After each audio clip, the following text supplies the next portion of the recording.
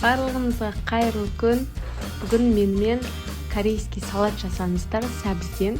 Бұл жасалғанда өте жеңіл екен.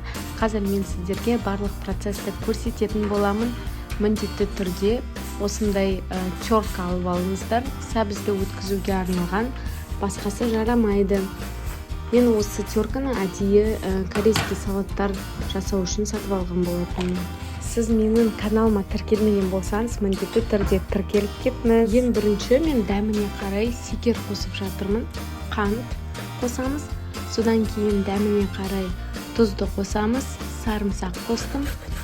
Сарымсақ менде бір 3 данасын қостым.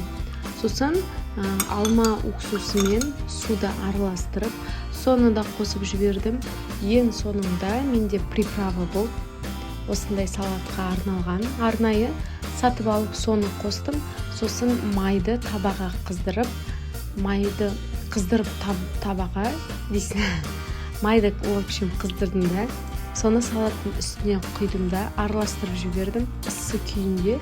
Сөйтіп холодильникке кешкі асқа дейін салып қойдым. 4-5 сағат тұрса, ол өте жақсы. Сосын шайға деп құймақ пісірдім. Бұл құймақтың ішінде ең басты ингредиент айтайын ба не? Айран. Үйде айран болды. Сүттің орнына осылай айран қосып жасадым. Қазір вообще қызық болады, қараңыздар. Мен осылай құймақ жасап жатам. Сосын біреуін жеп қарайын деп, былай ортасынан бөлсем, ол піспеген. Ортасы піспеген, екі жағы күйген. Сөйттім да, мен деген табаға осылай құйдым да, лопаткамен, в общем, жағына жұқа етіп жағып шықтым ғой. Сосын оның ортасы да піседі, екі жағы да піссін деп осылай істедім. Болды. Корейский салат. Бірақ маған дәмі қатты ұнамады.